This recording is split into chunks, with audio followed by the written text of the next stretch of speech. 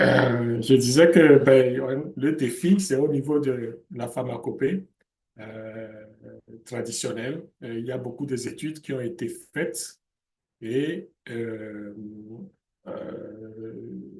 des études qui dorment dans nos universités, donc des études sur les plantes médicinales qui dorment dans nos universités. Et ces études-là n'attendent que nous pour aller les chercher et les matérialiser et les faire mettre sur le marché comme étant des produits à base de plantes médicinales. Donc aujourd'hui, cette séance que je vais donner va juste développer de façon haut niveau, donc tout ce qu'on peut faire avec les plantes médicinales et comment appliquer les BPF, donc à la production des médicaments à base de plantes médicinales. Donc, quelques avertissements ici. Donc, c'est une activité de formation, bien sûr. Le contenu, euh, je prends toute la responsabilité du contenu donc de cette formation avec Mivado Global Performance. Et ce contenu, c'est sûr que c'est sur les réseaux sociaux. Cela veut dire que s'il y a un problème à ce niveau, je suis et Mivado, nous sommes entièrement responsables du contenu. Et ce n'est pas une formation certifiante, OK?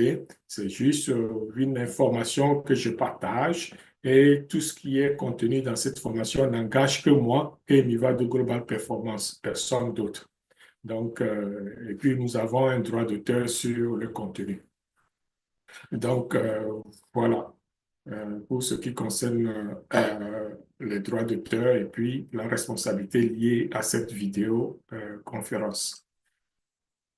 D'emblée, nous allons parler des BPF. Il y a beaucoup qui sont concernés, beaucoup qui sont informés aussi par rapport aux bonnes pratiques de fabrication BPF et que nous savons qu'il y a plusieurs sessions. Si vous avez pu écouter notre séance de la semaine dernière, du jeudi dernier, vous devez voir qu'on a parlé aussi des BPF, donc avec ces différentes sessions qui consistent en la gestion de qualité, les locaux, matériels, les composants et produits, la fabrication elle-même, le conditionnement. Le conditionnement aussi fait partie de la fabrication, mais vous allez voir que dans les BPF, on dissocie tout cela parce que chaque session a ses règles et a ses particularités. Ensuite, on parle de contrôle de la qualité.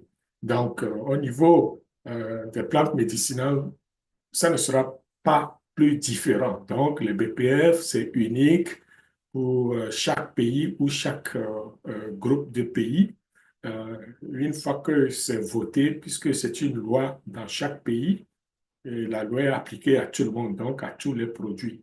Et il va y avoir des exceptions pour les vaccins, il va y avoir des exceptions pour les produits non stériles, etc., etc. Donc, même pour les plantes médicinales, si on veut les formaliser comme étant des médicaments améliorés, il va falloir appliquer les BPF.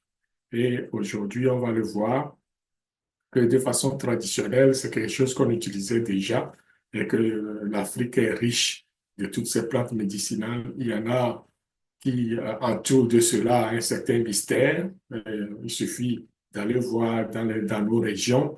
Vous allez voir qu'il y a certaines qui se prêtent pour être des gourous ou des prêtres spirituels et ils vont agir à travers les plantes médicinales, tout simplement. Donc, ce n'est pas nouveau pour nous, ces éléments-là. Mais comment garantir la qualité de ces produits-là et la sécurité des patients? Et ça, c'est le but, justement, des bonnes pratiques de fabrication. C'est ce que les bonnes pratiques de fabrication aident à faire, c'est-à-dire à garantir la sécurité et la qualité du produit et en même temps à s'assurer que les patients soient sécuritaires, c'est-à-dire que quand les patients vont avaler ces produits-là, ne tombent pas plus malades ou ne meurent pas. En fait, les médicaments, comme vous le savez, ce sont des drogues. OK? Donc, même si on les appelle des médicaments ou des produits de santé, à la base, ce sont des drogues. C'est le terme générique qu'on leur donne. Et c'est très important de considérer ça de la sorte. Alors, si on prend une drogue, on doit s'assurer que la drogue fasse effet.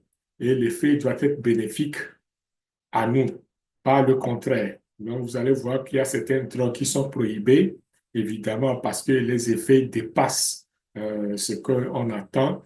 Parce que si l'effet de la drogue, euh, les effets de la drogue anéantissent nos capacités physiologiques et intellectuelles, alors ça devient mauvais pour nous.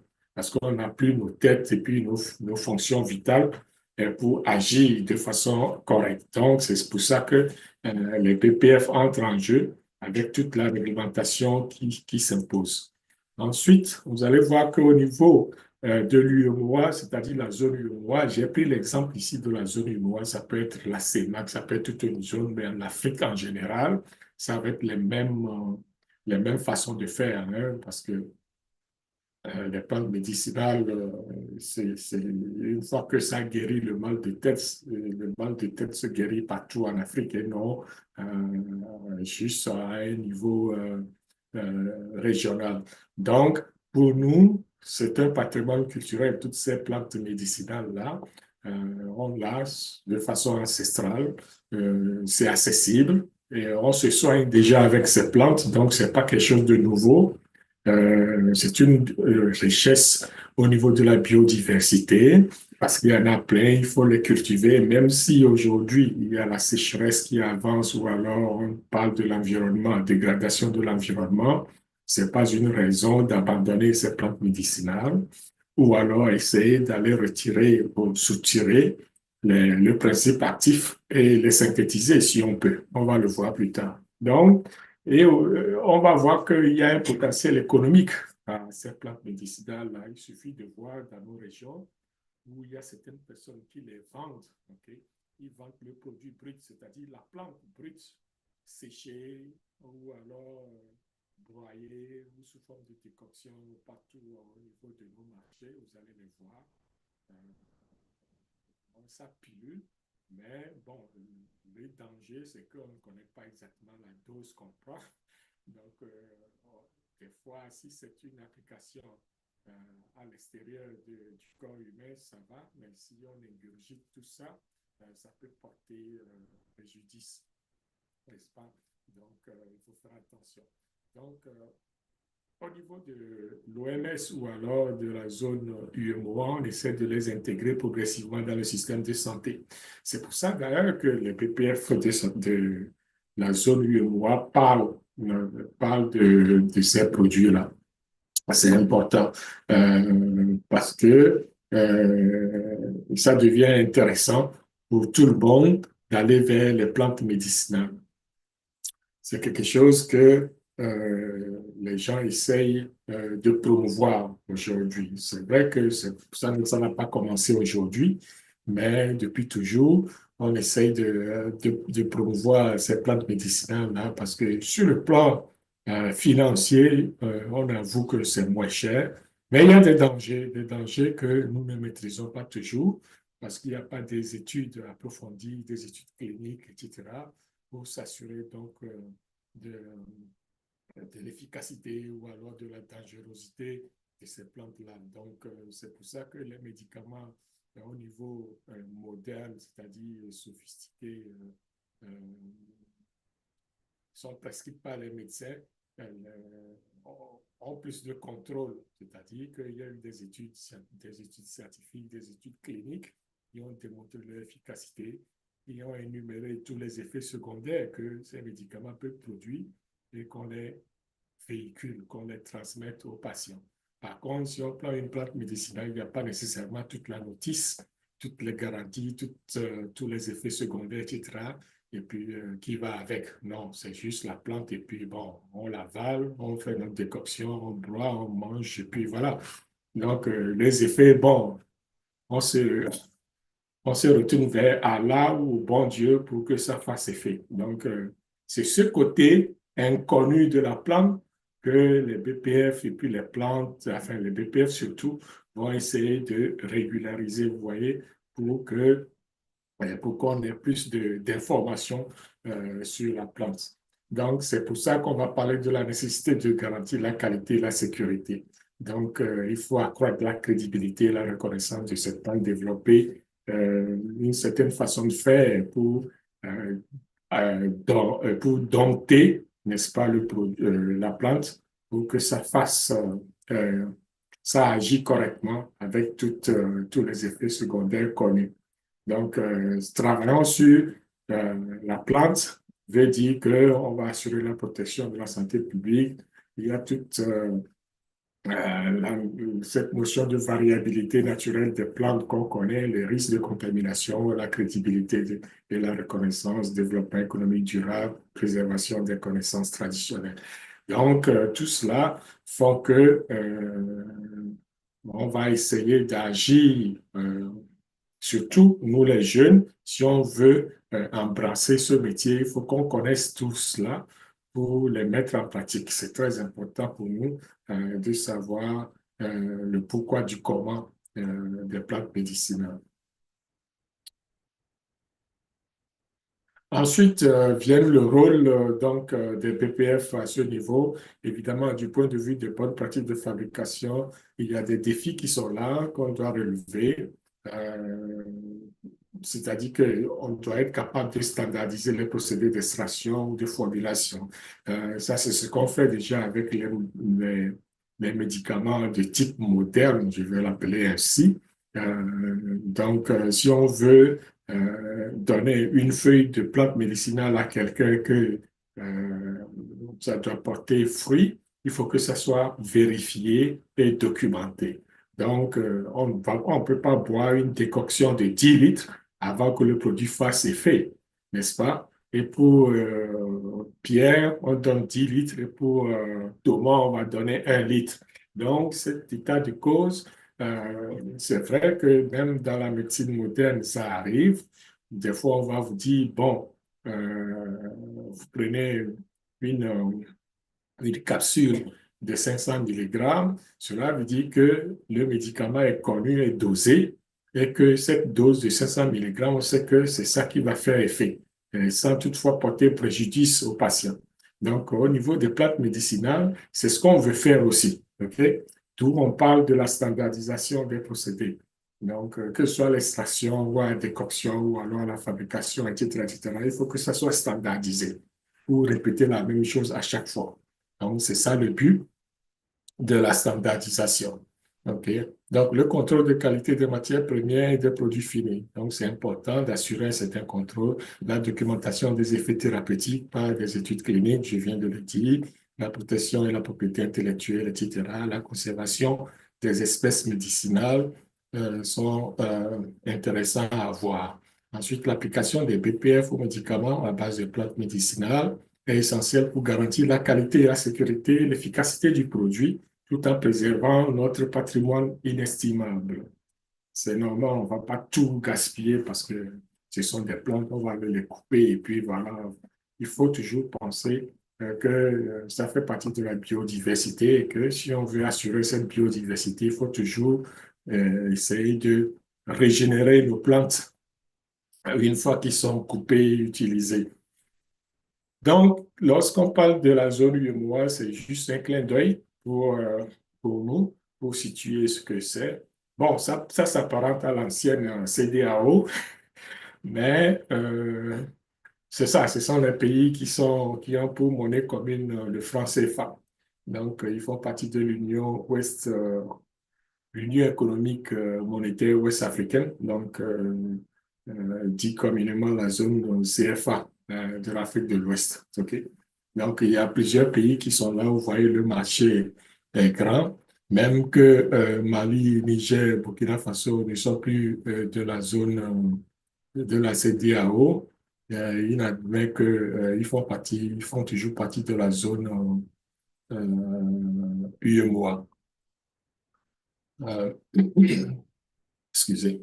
Donc, dans l'UEMOA, on a une diversité culturelle, hein, biologique et aussi un patrimoine unique au niveau des plantes. Donc, c'est vaste, on peut sillonner tout ça. Je sais que quand j'étais étudiant, on avait travaillé sur les baobabs sénégalais. Là, je sais que toute la plante, OK, toute l'arbre plutôt, le baobab est médicinal. Donc, de la racine jusqu'au fruit, en passant par les fruits, l'écorce, etc., etc. C'était impressionnant. Ça m'avait fasciné à l'époque. Donc, je sais qu'il y a beaucoup de travaux qui sont faits à ce niveau-là au Sénégal. Donc, s'il n'y a pas de produits médicinaux, enfin des médicaments à base de plantes baobab à l'heure actuelle au marché, cela dit que ben, on n'a pas travaillé là-dedans. Mais bon, on peut essayer, nous, en tant que jeunes, d'aller chercher à valoriser davantage cette plante-là. Donc, il y a une importance de la médecine traditionnelle en Afrique, c'est sûr que on ne peut pas le dire assez. Beaucoup se tournent vers la médecine traditionnelle parce que bon, il y a aussi l'aspect économique donc de la région. C'est pas tout le monde qui a l'opportunité d'aller se faire soigner chez un médecin ou à l'hôpital. Donc, il y a encore beaucoup de gens qui vont se tourner vers les plantes médicinales. OK? Ou la médecine traditionnelle, tout simplement. Donc, cela nous donne raison à dire qu'il y a quelque chose à faire dans ce domaine pour améliorer, n'est-ce pas, la pratique, c'est-à-dire la médecine traditionnelle. Aujourd'hui, la CEDEAO et puis son organe là essayent de reconnaître les plantes médicinales et aussi les médecins traditionnels parce qu'il y a du savoir-faire qui sont là. Et c'est vrai qu'ils ne sont pas nécessairement documentés, mais c'est quelque chose sur lequel on doit travailler, nous, pour aller le documenter. Et puis, nos États ou nos gouvernements doivent aussi investir là-dedans pour s'assurer qu'on développe ces médecins traditionnels-là. Donc, je ne connais pas la Chine, je ne suis jamais allé, mais je sais que d'après les lectures, je sais qu'en Chine, il y a des médecins traditionnels, les tradithérapeutes, là, qu'on les appelle, qui sont reconnus en tant que tels, donc qui font des miracles sur le corps humain. Donc, je crois qu'on peut transposer cette expérience vers l'Afrique aussi. Donc, c'est un espace fondamentalement culturel, du point de vue historique, évidemment. Donc, toute la médecine traditionnelle a connu son essor, ok, avant même l'arrivée des Blancs, etc. en Afrique. Les Africains se soignaient déjà. Donc, c'est un faux prétexte de dire que les Blancs ont amené la médecine en Afrique, ok. Oui, ils ont amené la médecine sous une autre forme, mais l'Afrique avait ses médecins et puis ses médecins traditionnels et puis ses produits traditionnels et ses produits médicinaux avant même que les Occidentaux ne viennent découvrir l'Afrique. Vous allez voir que beaucoup des molécules aujourd'hui qui sont des médicaments proviennent des plantes médicinales. Donc, ce n'est pas un secret euh, pour personne. C'est quelque chose de connu.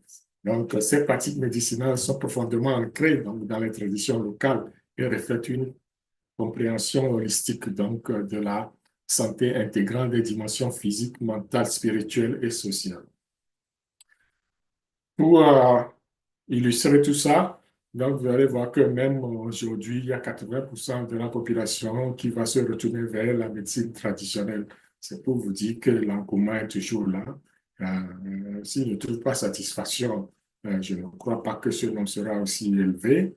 Mais du point de vue financier et pécunier, je crois que les gens trouvent leur compte. Donc, c'est pour ça qu'il y a cet engouement. D'autant plus que euh, dans certains endroits, il y a pas d'hôpitaux, les médecins sont en manque, il n'y a pas d'infirmiers, etc. Donc, il y a de fortes à parier que les gens vont se retourner vers les plantes médicinales. Nous, quand on était jeunes, on se soignait aussi pas. C'est pas à chaque fois qu'on a un petit bobo qu'on prenait des médicaments. Donc, des fois, on se retournait vers les plantes médicinales, des fois qui sont directement plantées dans nos jardins, puis on va les cueillir et puis on se soignait avec. Et ça marchait très bien. Ça prenait peut-être un peu plus de temps, mais ça marchait en bout de compte. Donc, c'est quelque chose qu'on doit encourager et on doit investir là-dedans. Donc, je lance l'appel ici pour que les gens essayent de- surtout les jeunes, quand on crie qu'il n'y a pas de boulot pour nous, on est au chômage, etc. Bon, il n'y a pas que les immédiats, hein, Donc, on peut penser à faire autre chose. C'est sûr que seul, on peut le faire, mais des fois, en s'associant avec d'autres personnes, ça va aller plus vite et plus loin. Donc, n'hésitez pas à cogiter, à trouver des voies et moyens, à innover aussi. Donc, il faut commencer petit, ça c'est sûr. Donc, c'est quelque chose aussi qu'on peut faire à notre niveau, développer des produits à base de plantes et essayer d'avoir des, des licences pour ça. Il faut que le produit soit reconnu, etc. Et puis, ben, bingo, on va de l'avant. Donc, on doit adapter, euh, tout notre environnement pour ces produits-là. Donc, l'espace UMOA va jouer un grand rôle, ok, à ce niveau. Donc, les remèdes traditionnels sont généralement économiquement accessibles. Ça, c'est vrai, on le sait, physiquement disponible, oui. Des fois, on n'a même pas besoin de dépenser un sou. Il suffit d'aller dans la forêt à côté et puis tu crées tes médicaments, j'allais dire. Tu cueilles la plante et puis tu te soignes avec. Des fois, ça ne coûte rien. Donc, mais si on veut, c'est pas tout le monde qui a la chance d'aller dans la forêt et puis cueillir. Donc, c'est pour ça qu'il faut satisfaire tout le monde. Il y en a, ils ne veulent pas aller dans la forêt, ils ont peur. Alors, si quelqu'un peut aller le leur vendre, pourquoi pas? C'est comme ça, il faut créer les occasions. Ok. Toute occasion est bonne pour se faire de l'argent. Donc, on doit adapter les ressources disponibles aussi localement, c'est vrai. Il ne faut pas épuiser le stock, surtout. Donc, c'est pour ça que vous allez voir dans certains pays, lorsque on veut, même dans l'alimentation, vous voyez, on va cultiver. Si ce sont des légumes, on va les cultiver. Chaque saison, on va cultiver les légumes pour pouvoir aller les vendre au marché. C'est pareil avec les plantes médicinales. Si on sait qu'il y a une plante qui développe, qui a des vertus exceptionnelles, mais on va les cultiver, vous voyez? Et à chaque fois, chaque saison, on va aller cueillir la plante pour faire notre cocktail des médicaments. Donc, notre espace est aussi une source d'innovation pharmaceutique. Et ça, c'est ce qui me permet de dire que de nombreux médicaments modernes sont issus des plantes utilisées traditionnellement. C'est ce que je venais de dire. Donc, la témicinine pour le palu, mais provient d'une plante. Donc, ici, c'est de la Chine. Mais par contre, la quinine, tu prends une quinine quand tu as le palu, mais ça provient d'un arbre. OK? Le quinquina. Donc, etc., etc. Donc, il ne faut pas se voiler la face. Si aujourd'hui un jeune va dans la forêt, découvre une plante médicinale, surtout les chimistes, les biochimistes essayent d'extraire le principe actif de la plante, mais ça va valoir de l'or. Vous savez, vous allez rouler sur l'or, vous n'allez rien comprendre. Et surtout que si vous mettez votre brevet là-dessus, ah mais oui, mais c'est parti, hein. Vous devenez milliardaire avec ça, avec ce produit-là. Vous voyez? Donc, les Chinois, ils l'ont développé, ils viennent nous vendre ça en Afrique, comme quoi c'est l'antipalu. Mais nous aussi, on a des plantes en Afrique. Il y a beaucoup de plantes en Afrique qui sont des plantes médicinales. Pourquoi on ne fait pas des médicaments avec? C'est le but, n'est-ce pas, de cette présentation pour sensibiliser un peu la jeunesse, les jeunes, puis tout le monde là-dessus, même les bailleurs de fonds, pour qu'ils puissent intervenir dans ce domaine-là. On ne va pas laisser ça et puis dire qu'il n'y a pas de travail ou qu'il y a famine, ou etc., etc. Donc, il faut travailler là-dessus. Nous devons travailler là-dessus et améliorer tout ça pour nos populations, si ce n'est pas pour nous-mêmes. Euh, notre espace, c'est aussi un espace de santé, comme on le dit, mais en plus de ça, ça crée, c'est-à-dire de façon générale, en Afrique, on a une approche holistique de la santé. Qu'est-ce que cela veut dire? Ça veut dire qu'on a une approche globale. Quelqu'un est malade, il n'y a pas que le mal dont la personne souffre. Il faut voir si la personne a mangé, est-ce que la personne a bu, est-ce que la personne dort bien. Tu vois? Donc, il y a beaucoup d'éléments qui vont agir sur la santé des personnes. Donc, il faut aller questionner tout ça avant d'administrer les médicaments traditionnels de toute façon. Donc, on va considérer le patient dans son ensemble, dans sa globalité. On va prendre en compte les facteurs environnementaux, sociaux de la maladie. On va intégrer souvent les dimensions psychologiques, spirituelles même dans le processus thérapeutique. Oui, parce que c'est pas pour rien que les gens vont dire, ah, mais oui, il faut faire un sacrifice, tu donnes un poulet, machin, etc. Mais tout ça, ce sont des dimensions spirituelles à la chose. Ça n'a rien à voir avec ce dont tu souffres, mais puisque le prêtre, lui aussi, il doit manger, il doit subvenir à ses besoins, et puis il ne veut pas divulguer son secret, il va l'entourer de mystères, OK? Puis il va se considérer comme un grand prêtre traditionnel.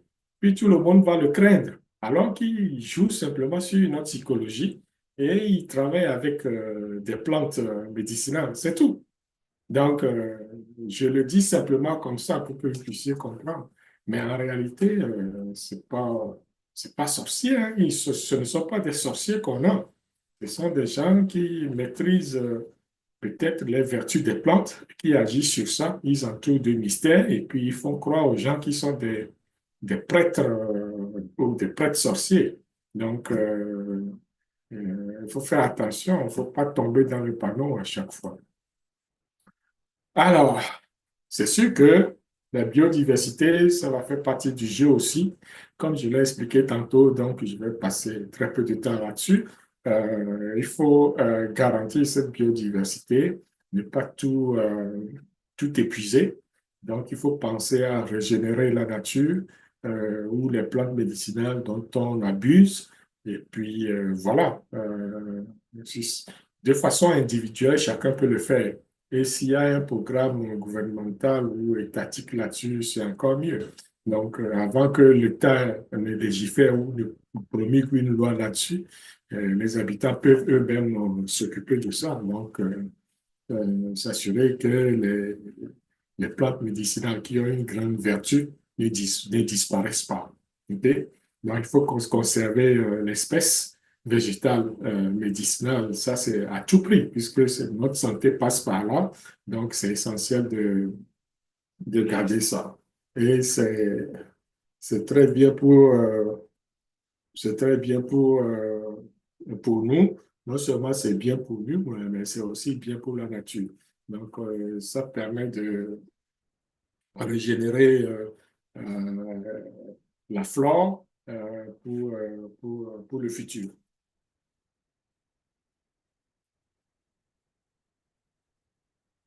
La reconnaissance internationale croissante, évidemment, la thérapie commence par être essentielle, étant donné que le besoin en pharmaceutique, je veux dire, le besoin en produits pharmaceutiques est très croissant, surtout en Afrique. Il y a beaucoup de maladies qui sont développées, il y a beaucoup de malades aussi. Et aussi, notre situation économique, économico-financière ne permet pas des fois d'aller acheter des médicaments nécessairement. Donc, l'OMS reconnaît désormais l'importance de la médecine traditionnelle et encourage son intégration dans le système de santé nationaux à travers sa stratégie pour la médecine traditionnelle. C'est pour ça qu'il va y avoir beaucoup de programmes au niveau de l'OMS dans chaque région du globe et surtout en Afrique. Au niveau des États, etc., on va développer des programmes pour reconnaître d'abord la médecine traditionnelle, parce que c'est une réalité et non une fiction. Donc, c'est une réalité à travers nos différents États. Donc, on ne va pas euh, on va essayer plutôt de développer le secteur. De nombreux pays africains développent des cadres réglementaires, voilà, spécifiques pour valoriser et encadrer ces pratiques. L'enjeu actuel consiste à établir des ponts entre la médecine traditionnelle et la médecine conventionnelle. C'est important. C'est ce que je disais tantôt. Donc, on doit essayer d'adapter, de moderniser la façon de faire. Je vais l'exprimer ça comme ça. Lorsqu'on modernise la façon de faire, tout ce qui était du non-dit ou alors un secret, etc., il faut que nos jeunes aujourd'hui qui sont bourrés de diplômes essayent d'avoir une approche scientifique de la chose. OK? et d'essayer de développer ça de façon rigoureuse. Donc, cette approche scientifique va permettre à ce que les instances gouvernementales et puis l'OMS reconnaissent pleinement ces produits ou ces pratiques, tout simplement. Euh, Lorsqu'on parle des cadres réglementaires, puisqu'il y a nos pays qui légifèrent là-dessus, vous allez voir qu'au niveau de l'UEMOA, il y a tout un tas de règlements qui sont déjà en place, hein. Par exemple, l'harmonisation de la réglementation pharmaceutique dans la zone, c'est une réalité. Il y a aussi les procédures d'homologation des produits pharmaceutiques à usage humain qui sont déjà adoptées. On va voir que les bonnes pratiques sont là. Au niveau de l'OMS, il y a des feuilles de route, des bonnes pratiques de fabrication pour tous les pays de l'UEMOA et c'est disponible sur Google. Vous pouvez googler ça et puis vous allez voir pour chaque pays de la zone UEMOA, il y a une feuille de route des bonnes pratiques de fabrication. C'est gratuit, donc vous n'avez rien à débourser, etc. Donc, il faut que vous lisez aussi beaucoup. Vous allez à la recherche de la documentation, il faut que vous soyez curieux. Il faut que vous appreniez aussi des fois de vous-même. Oui, il y a la certification, mais il y a aussi l'autodidacte. Okay? Il faut apprendre à soi-même aussi des fois, parce que tout ne va pas, les Occidentaux ne vont pas tout apporter, hein. Les Chinois, ils se sont développés, c'est pas parce que les Occidentaux leur ont envoyé toute la technologie, non. Ce sont des gens qui ont appris, des fois ils ont piraté, des fois, mais voilà, ils sont allés voir comment ça se fait, essai-erreur, et puis on se développe aussi comme ça. Donc, beaucoup de réglementations, je ne vais pas passer à travers tout ça, mais vous pouvez faire vos recherches vous-même et voir. Ou alors, ben, vous me laissez un message dans le chat si vous êtes intéressé par tel sujet. Moi, je peux revenir là-dessus rapidement lors d'un jeudi live et puis on va en discuter. Au niveau de l'homologation des médicaments, nous avons au niveau de la zone UEMOA différentes organisations qui vont rentrer en jeu.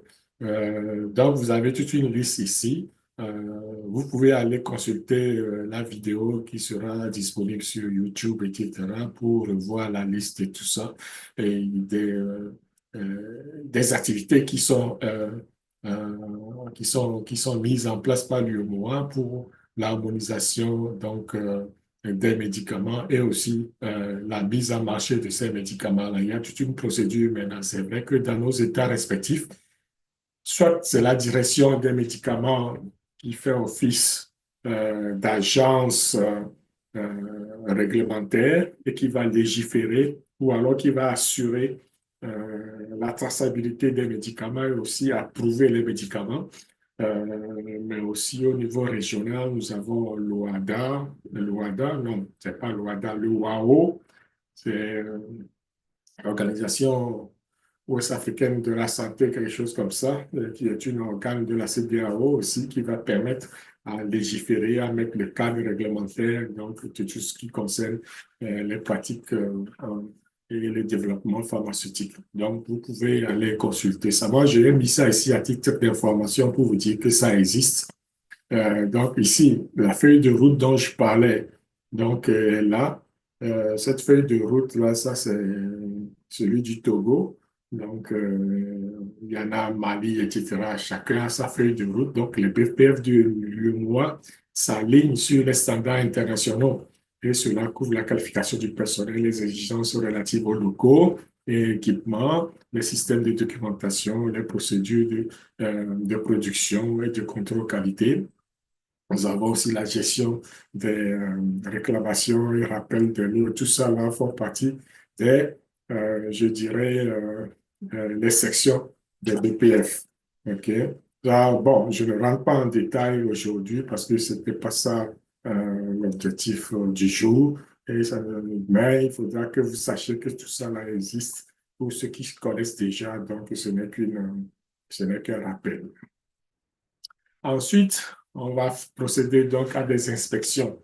C'est vrai qu'au niveau, lorsqu'on adopte les bonnes pratiques de fabrication, ce sont des éléments, des activités auxquelles il faut s'attendre.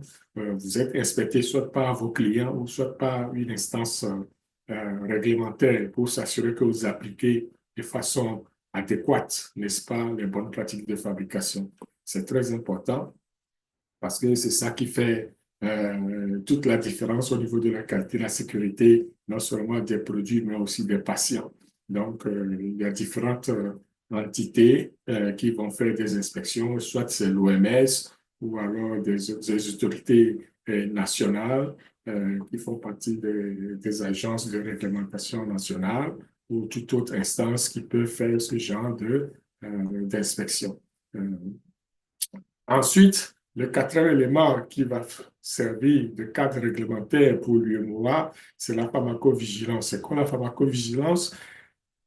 C'est une structure, une série d'activités qui vont permettre à ce qu'on suive le produit lorsque c'est mis en marché.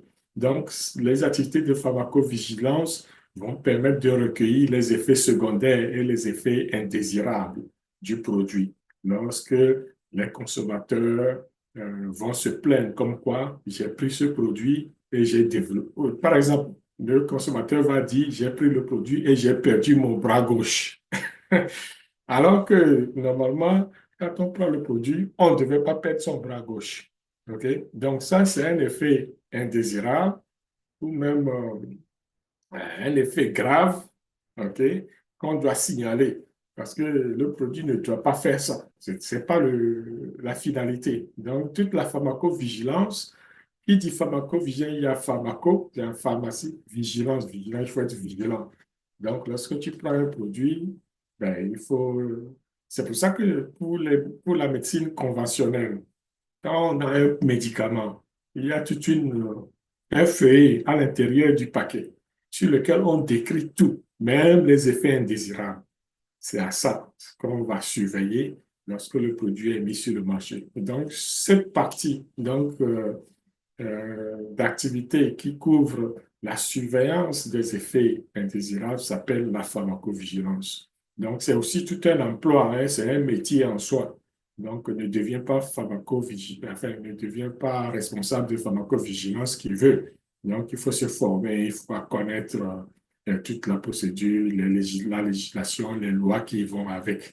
Donc, on pourra revenir là-dessus. D'ailleurs, sur notre site web Nivado Global Performance, on a une formation, auto-formation sur la pharmacovigilance. Vous pouvez aller regarder et puis si ça vous suivez. Mais c'est pour le Canada, la pharmacovigilance au Canada. Ce n'est pas tellement différent des autres pharmacovigilances, mais bon, chaque pays a ses particularités. Donc, on essaie de, de combler ces vides-là selon les pays. Donc, au niveau de l'UEMOA, nous allons avoir un centre régional qui est là, qui va servir euh, de relais. On a un système harmonisé qui est en place aussi. Et ils ont essayé de développer une base de données commune. Parce que, mais oui, pour chaque médicament, il y a une base de données qui existe et que pour chaque médicament, on recueille les effets indésirables de façon centralisée. Donc, d'ailleurs, chaque année, les vendeurs de médicaments ou alors les distributeurs, les producteurs doivent faire leur rapport de synthèse annuel sur la pharmacovigilance au gouvernement ou à l'instance de réglementation. Donc, c'est quelque chose qu'on peut développer plus tard.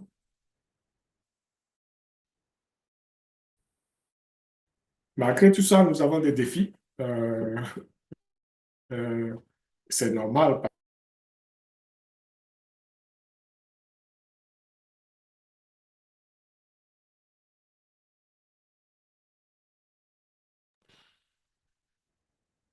OK, OK.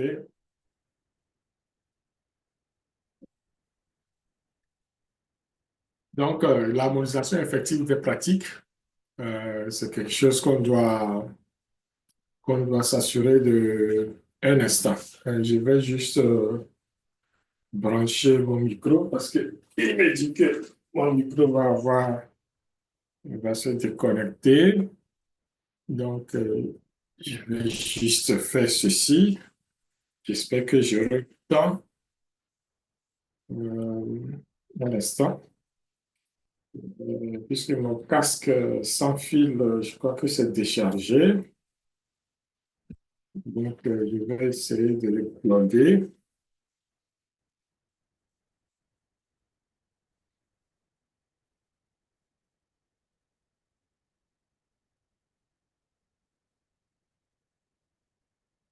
Et là, on va être déconnecté un petit peu.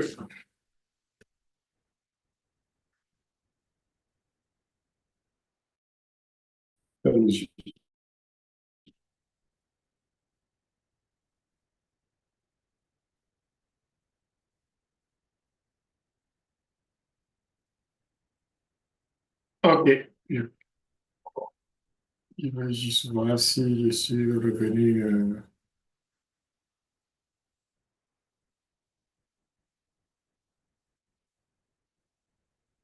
Donc, voilà. J'espère que ça marche.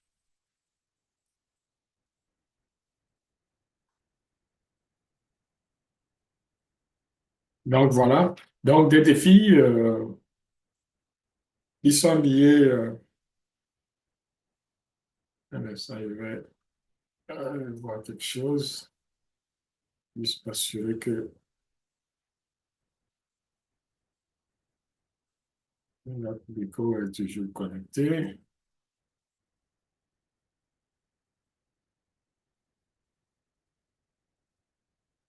OK.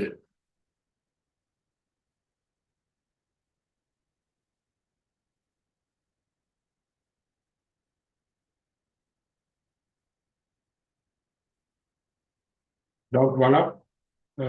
J'espère que vous m'écoutez toujours. Vous m'entendez via Zoom parce que mon micro, j'ai changé de micro. Je me suis déconnecté, reconnecté de nouveau à cause que mon casque, la batterie était plate.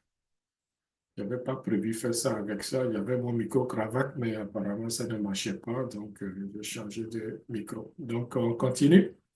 L'harmonisation, oui, effective des pratiques entre les États, c'est toujours un défi. Vous allez voir que même dans la zone UEMOA, oui, les pays de l'AES restent toujours membres de l'UEMOA, mais au niveau de la CEDEAO, mais le divorce est consommé. Donc, que va devenir l'institution WAHO de la CEDEAO qui faisait état de l'harmonisation donc des pratiques pharmaceutiques au niveau de la sous-région.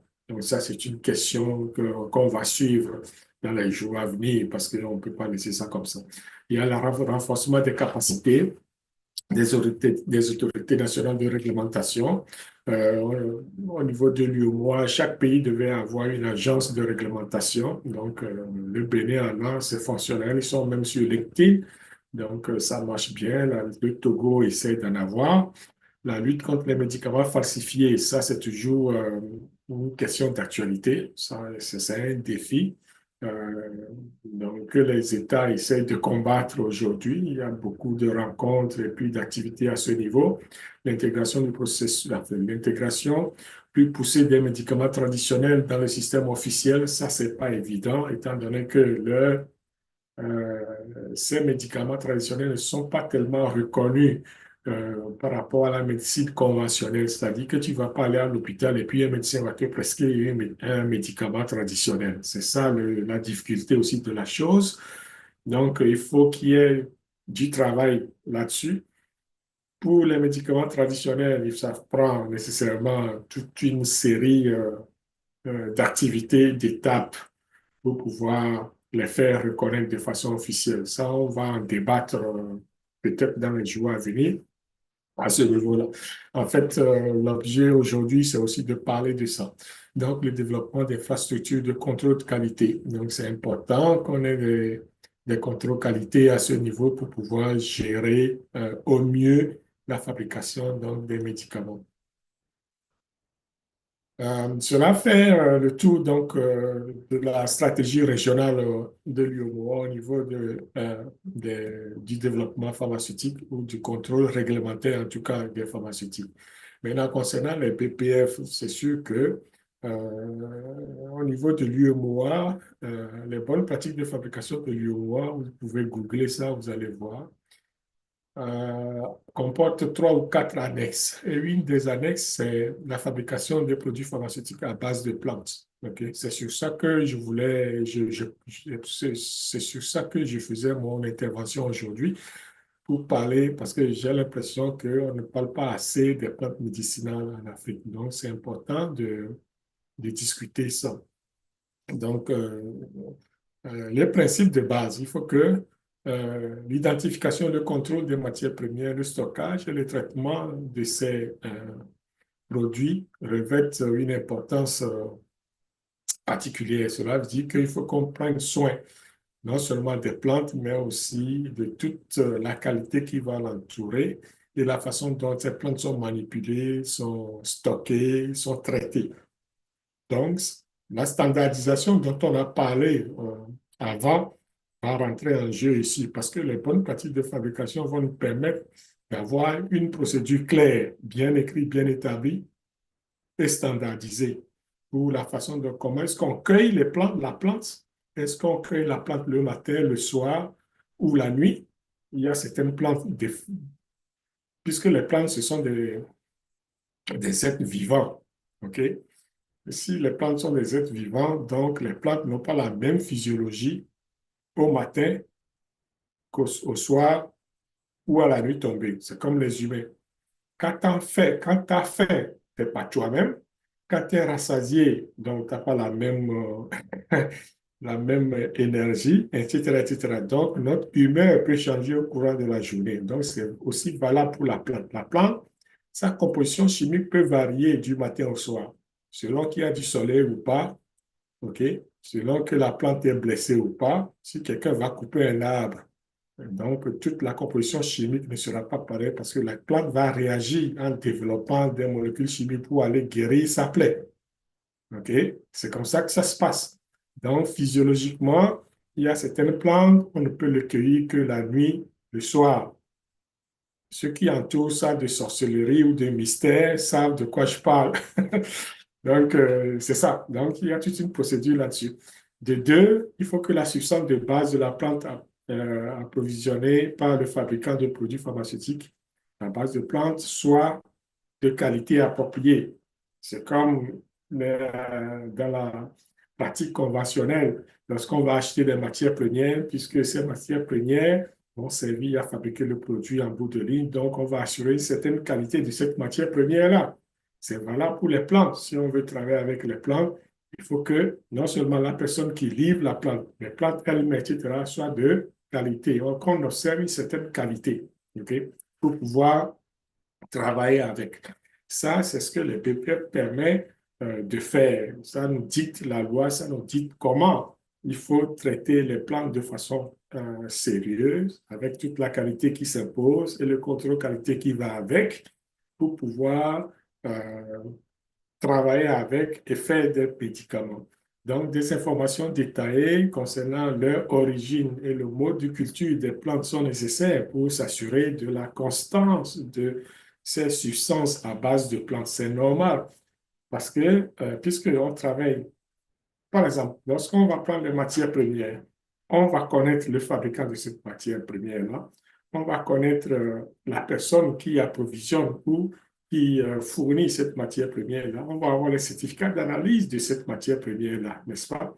Donc, sur le certificat d'analyse, on a le nom, on a tout ce qu'il faut, c'est-à-dire il y a des paramètres d'analyse, les paramètres physiques, les paramètres chimiques, les paramètres microbiologiques, et puis tous les résidus, les solvants résiduels. Il y a les métaux lourds qu'on va aller chercher à savoir est-ce que il y a ça, les métaux lourds existent. Donc, si on fait tout ça pour les ingrédients pharmaceutiques actifs, pourquoi on ne peut pas le faire pour les plantes? Les plantes, c'est comme c'est la matière première de base. Donc, il faut qu'on connaisse le nom de la plante, son nom scientifique, ou comment c'est cultivé, est-ce qu'il y a des pesticides ou pas, etc., etc. La microbiologie, est-ce que, voilà, il faut aller tester tout ça sur la plante elle-même avant de l'utiliser pour faire le médicament. Vous me suivez? Donc, c'est ça qui va déterminer en bout de ligne la qualité qu'on va avoir à la fin lorsqu'on va faire une production de médicaments à base de ces plantes-là. Si on veut que nos médicaments traditionnels soient reconnus de façon internationale, eh bien, il faut appliquer les bonnes pratiques de fabrication comme il se doit et s'assurer à chaque étape et assurer la qualité de la transformation à chacune des étapes de production. Ensuite, la sélection des semences, les conditions de culture et de récolte représentent des aspects importants de la qualité des plantes. De nature à influencer la qualité du produit, évidemment. Par exemple, aujourd'hui, au Canada et dans certains pays d'Europe, le cannabis est reconnu comme drogue, OK? Il y a le cannabis médical, mais le cannabis, ça va pousser euh, à partir de sa semence. Donc, le contrôle qualité se passe déjà au niveau de la semence. On doit savoir quelle semence on va utiliser, c'est quoi les conditions de culture, etc., etc. Puisque le cannabis, c'est une plante qui va pousser.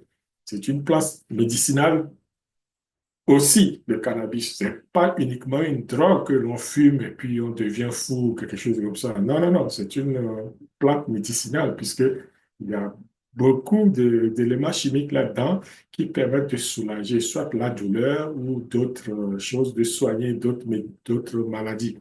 Et c'est connu aujourd'hui. Et donc, on va aller faire le contrôle qualité sur la semence. Les réglementations relatives donc, à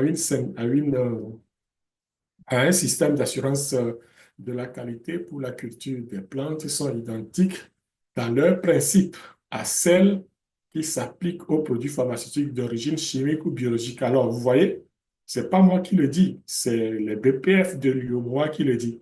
Donc, toute la rigueur qu'on va prendre pour fabriquer les médicaments euh, d'origine chimique ou biochimique ou biologique sont similaires, pareil que le système qualité qu'on doit appliquer pour les médicaments à base de plantes. Donc, à ce niveau, je crois qu'on a tout dit. Tout est dit. Voilà.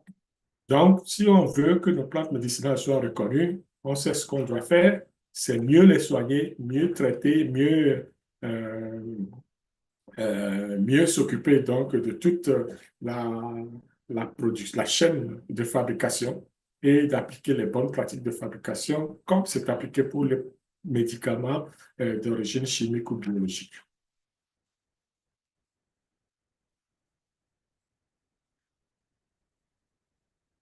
Alors ici, j'ai mis un petit schéma pour illustrer euh, une série d'éléments, entre autres, pour une recherche de produit et production de la molécule, par exemple. Donc, je ne veux pas aller en détail. On y reviendra dans une autre séance de formation. Donc, on a les laboratoires de recherche où soit on fait la synthèse, on peut faire la fermentation, on peut faire l'extraction. La technique est pareille, que ce soit pour les plantes ou etc. Ceux qui sont euh, à l'université, dans les branches, je dirais chimie, biologie, etc., ils savent de quoi je parle. Tout ça, là, on le fait à l'université normalement. On nous apprend à extraire des plantes, à extraire des molécules chimiques des plantes. Donc, c'est quelque chose que nous connaissons. Les laboratoires pharmaceutiques et toxicologiques, donc on peut faire de l'expérimentation animale, histologie, histochimie, microbiologie, radioisotope, mutagénèse, pharmacodynamie, analyse physico-chimique. Donc, on met les. Donc, tout ça, ce sont des disciplines qui se croisent lorsqu'on veut faire un développement de produits pharmaceutiques. Et ce sont des sciences qui vont rentrer en jeu lorsqu'on va faire de la fabrication des médicaments à base de plantes aussi. Donc, il faut arriver à développer notre génie pharmaceutique ici. OK? Oui, il y a toute la chimie de base, mais aussi il y a la biochimie, la biologie et puis les pharmaceutiques. Donc, ici, moi, je dis les pharmaceutiques, je ne dis pas la pharmacie. La pharmacie, c'est autre chose. Moi, je suis dans le domaine pharmaceutique, OK? Donc, je considère comme tel que la pharmacie est différente de la pharmaceutique.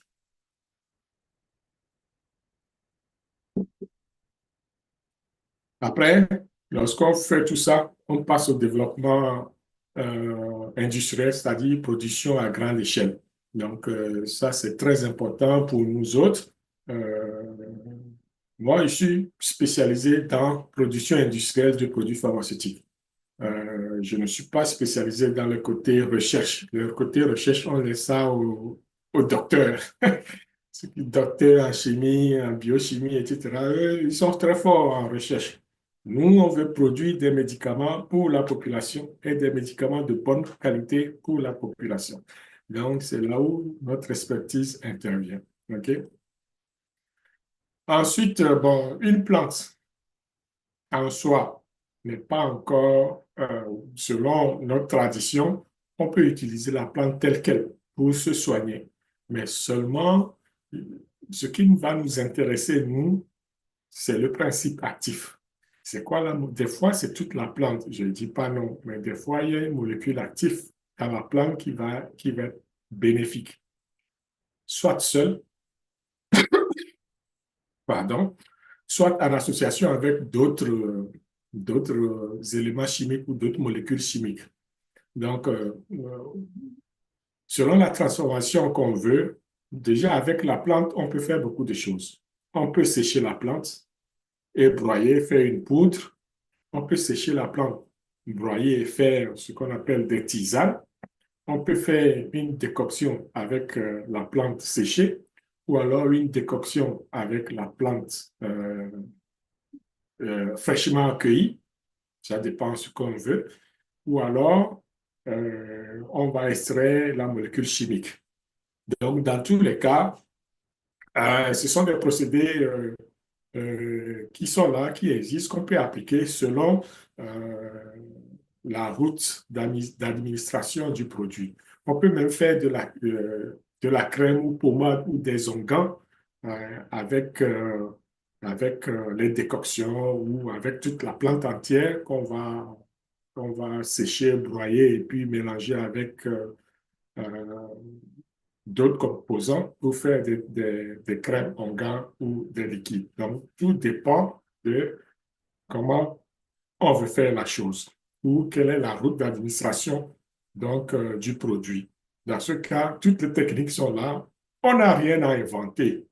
Il suffit de prendre la technique et de l'appliquer. OK?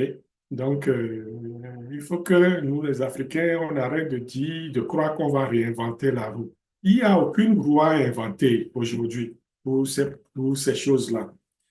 Les techniques existent déjà. Les équipements existent déjà. Nous existons déjà. Tout existe déjà. Tout ce qu'on nous demande, c'est de les appliquer et de développer le produit. Bien sûr, ça prend de l'argent, mais bon, ça, c'est un autre débat. OK? Mais sur le plan technique, on a tout. Tout est là. On peut commencer dès aujourd'hui à produire notre médicament. OK? Je vous encourage à aller vers ce domaine-là. OK? C'est très intéressant. Donc, rendu là, lorsqu'on prépare tout, on peut faire de la fermentation, elle n'est pas nouvelle non plus. Donc, on peut faire fermenter, après on fait l'extraction, euh, on peut recueillir le principe actif et puis procéder à une formulation, que ce soit liquide ou solide, ça peut être des capsules. Même la plante, une fois séchée, broyée, on peut l'encapsuler aussi si c'est ce qu'on veut. Donc, il y a toutes sortes de formes posologiques qu'on peut développer selon la route d'administration qu'on décide de faire. Donc, ensuite, on continue. Il faut aller faire l'étude clinique. C'est normal. C'est ça qui manque surtout aux, aux produits, aux médicaments traditionnels, aux plantes traditionnelles. Il n'y a pas d'étude clinique. On ne sait pas qu'est-ce que ça cause, qu'est-ce que ça ne cause pas, c'est quoi les effets indésirables, est-ce que ça marche pas, est-ce que c'est efficace, c'est pas efficace. Non, il y a toute la connaissance historique et traditionnelle et toute l'expérience traditionnelle qui dit que, ah, mais oui, cette plante, ça marche. Si tu le prends en décoction ou tu bois et tu appliques ça sur la plaie sera guérie. Oui, si c'est un antibiotique, la plante peut jouer aussi un rôle d'antibiotique. Il ne faut pas vous serez étonné. Il y a beaucoup de plantes qui existent et qui font beaucoup de choses. Donc, seulement parce qu'on n'arrive pas à les étudier à fond, ou certaines universités, comme je l'ai dit au début, l'ont étudié, mais l'ont planqué. Et ils sont là, ils dorment dans les universités. Des fois, on sera étonné de voir qu'il y a beaucoup de plantes qui font déjà qui soignent beaucoup de bobos que nos médecines conventionnelles aussi soignent, OK? Et qui coûtent cher en plus. Donc, il faut développer notre esprit créatif, d'innovation et d'audace pour aller faire des produits, des médicaments, des produits pharmaceutiques à base de plantes pour nos populations. Donc ça, je vous appelle fortement à aller à ce niveau. Ensuite, tout ce qui suit, ce sont les BPF que nous connaissons déjà. Donc, les règles de base pour les locaux ou l'environnement de production. Donc, il faut éviter que euh, les locaux soient contaminés par des rongeurs ou des insectes, etc., etc. Donc ça, vous connaissez déjà. C'est valable aussi, comme on l'a vu, tous les principes de BPF ou les médicaments à base de produits chimiques ou biologiques, ça s'applique aussi au plat. Alors, pour le reste, vous pouvez aller lire et, et en apprendre un peu plus. Moi, je vous donne le goût euh, et l'envie de faire plus. OK?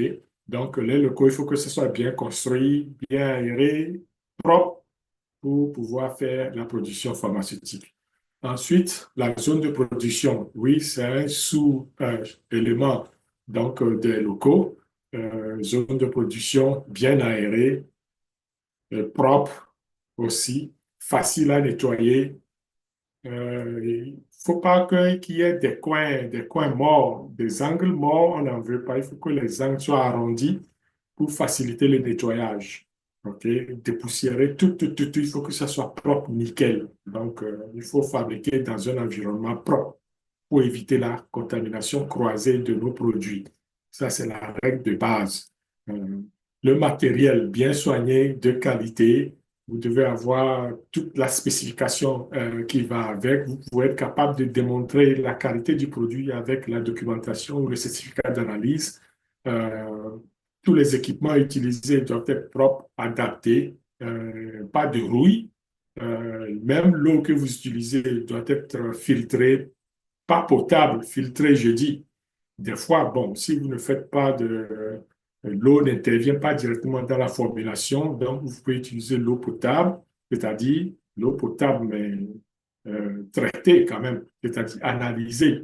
Il y a certain limite de particules qu'il faut observer au niveau de l'eau. Donc, l'eau doit être aussi vérifiée, traitée de qualité pour pouvoir faire vos, vos préparations. Donc, euh, les matériaux de filtration, tout ça là, de procédés doivent être compatibles avec les solvants parce qu'il y a certains solvants qui vont dénaturer vos matériels. Alors, il faut aller comprendre que tel matériel va avec tel solvant, sinon vous allez perdre vos productions à ce niveau-là. Je sais que c'est quelque chose que vous connaissez déjà. Alors, il y a aussi toute la documentation qui va avec, évidemment. Les BPF font appel à beaucoup de documentation. Depuis le début jusqu'à la fin, ça veut dire depuis la matière première jusqu'au produit fini, c'est rien que de la documentation. Il faut les suivre, mettre en place ces documentations, documenter ce qu'on fait et faire ce qu'on a documenté. Donc, c'est très important pour les BPF, surtout en pharmaceutique, parce que lorsque vous serez audité ou alors inspecté par les agents de réglementation, ce sont les documents qui vont faire foi. OK? Donc, c'est pour ça que la documentation est très importante pour s'assurer que toutes les étapes ont été complétées, le produit testé est conforme à son autorisation de mise en marché. Très important. La réception des matières premières ou des matériaux en général, c'est quelque chose qui est très important, surtout pour les plantes médicinales. On ne doit pas s'amuser avec, surtout que on sait que c'est pour la production humaine. Alors, ces plantes doivent être bien manipulées, bien stockées, pour garantir la qualité donc du produit et ne pas détériorer le matériel avant la production. Ensuite, l'échantillonnage, c'est un élément, un des aspects les plus, enfin pas les plus, mais un des aspects importants aussi. Il y a toujours l'échantillonnage parce que, on veut s'assurer de répéter la chose. Alors, ça prend des spécimens. Euh, Si la plante a plusieurs variétés, vous devez savoir quelle variété vous utilisez. Alors, lorsqu'on vous livre une variété, vous devez comparer à ce que vous avez pour s'assurer que, ah, c'est la bonne variété que vous avez. Alors, c'est pour ça que l'échantillonnage, l'échantillon de rétention est très important, non seulement pour la matière première, aussi pour le produit fini. Donc, ça fait partie des BPF. Ensuite, il y a l'opération proprement dite. C'est, toutes les phases de la production sont documentées. Même la formulation, c'est documenté. Il faut, rappelez-vous, standardiser nos pratiques depuis la matière première jusqu'au produit fini. Donc, c'est important pour les médicaments euh, à base de plantes que les instructions soient bien écrites, documentées, correctes, qui indiquent exactement ce qu'on veut faire et comment on veut le faire.